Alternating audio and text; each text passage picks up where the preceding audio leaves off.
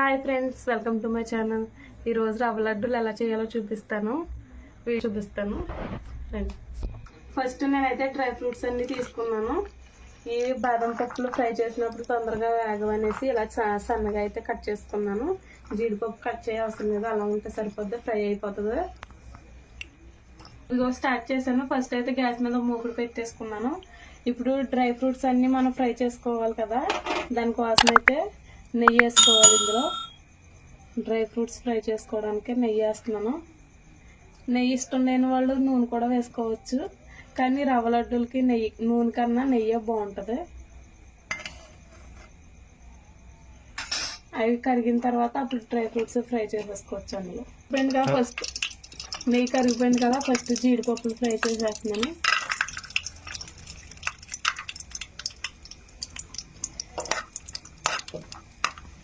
తొందరగా మాడిపోతాయి, జాగ్రత్తగా ఫాస్ట్గా ఫ్రై చేసేసుకుని తీసేసుకోవాలి, లేకపోతే మాడిపోతాయి.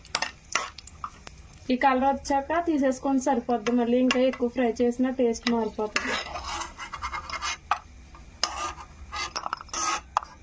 నెక్స్ట్ ఇప్పుడు కిస్మిస్లు కూడా ఫ్రై చేసేసుకోవచ్చు.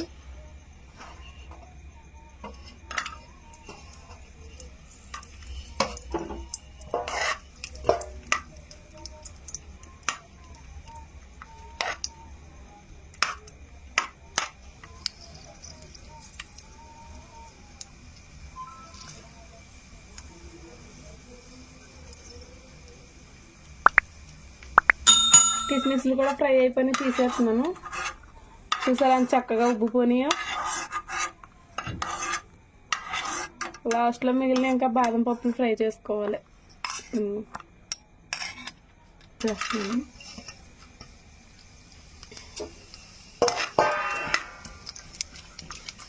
ఇవి పెద్దగా వేస్తే సరిగ్గా వేగమనేసి ఇలాగ కట్ చేశాను. లావుగా ఉంటాయి కదా, తొందరగా లోపల ఫ్రై అవ్వ, పైన మాడిపోతాయి.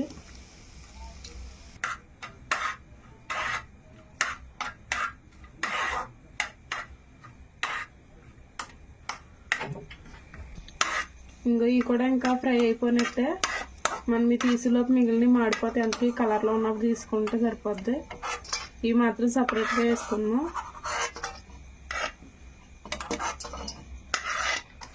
ఇంక ఇప్పుడు నెయ్యి కూడా అవి తీసేసాం కానీ డ్రై ఫ్రూట్స్ ఇప్పుడు ఉప్మా రవ్వ వేసేసుకోవచ్చు. తెల్ల ఉప్మా రవ్వ, ఇది సూజీ అంటారు కదా, అదే. ఒక 1/2 కేజీ ఉప్మా రవ్వకి 1/2 కేజీ పంచదార వేసుకోవాలి. మనకు నెయ్యి సరిపోదు అనుకుంటే నెయ్యి ఇంకా వేసుకోవచ్చు.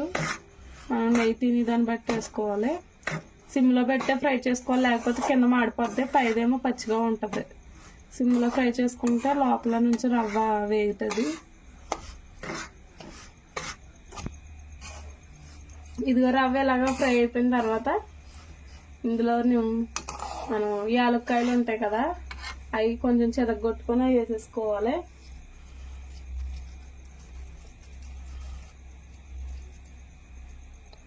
ఇది ఈ విధంగా ఇలా చెదగొట్టేసుకొని వేసుకొని కూడా ఒక 2 నిమిషాలు ఫ్రై చేసేసుకొని ఒక ప్లేట్లో తీసేసుకోవాలి. కట్ చేశారంట.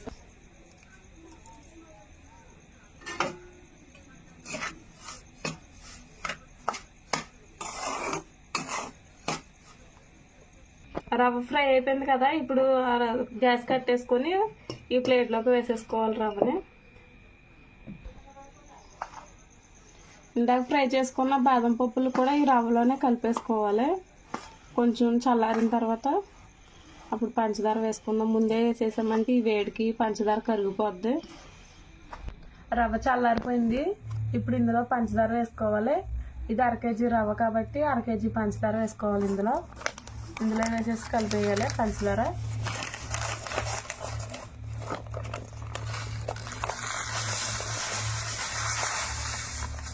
మీరు తీపి తక్కువ తింటే కొంచెం తీసేసుకోవచ్చు, లేదు ఎక్కువ తినే వాళ్ళు అయితే 1/2 కేజీ వేసేసుకొని సరిపోద్ది.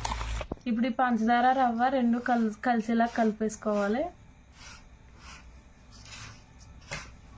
మొత్తం కలిసేలా కలుపుకోవాలి. ఇంకా కలిసిపోయింది.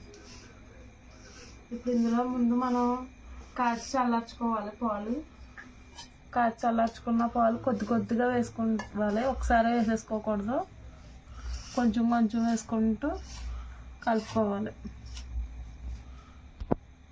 పాలు వేసుకోవాలి. ఇప్పుడు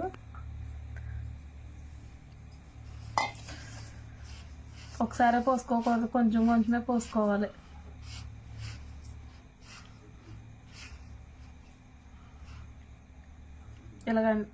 ఎలాగంటే మనకు ముద్ద ఇలాగా పాలు అయితే పోసుకోవాలి.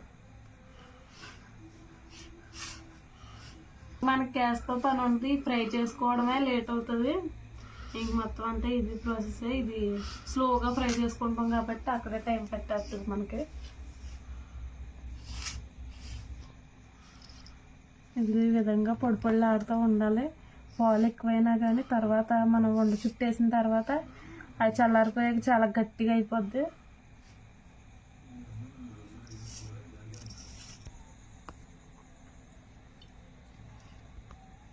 మనకి ఏ సైజు కావాలో ఉండ అనేది దాన్ని బట్టి మనం ఈ రవ్వ తీసుకొని 2 చేతులతో ఇలా నొక్కాలి.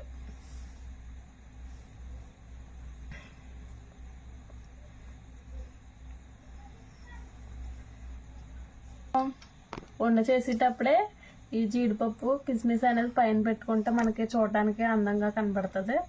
అప్పుడే పెట్టి నొక్కేసుకోవాలి. తర్వాత మనం పెట్టినా కానీ అది కిందకి వెళ్దు, ఇలాగే పెట్టుకుంటేనే అంటుకుంటుంది.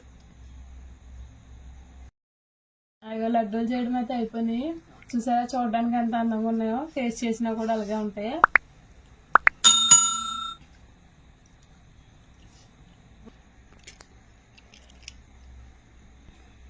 మీలో ఎవరన్నా నా ఛానల్ కొత్తగా చూస్తున్నట్లయితే సబ్స్క్రైబ్ చేయండి, లైక్ చేయండి, కామెంట్ చేయండి. చూసారా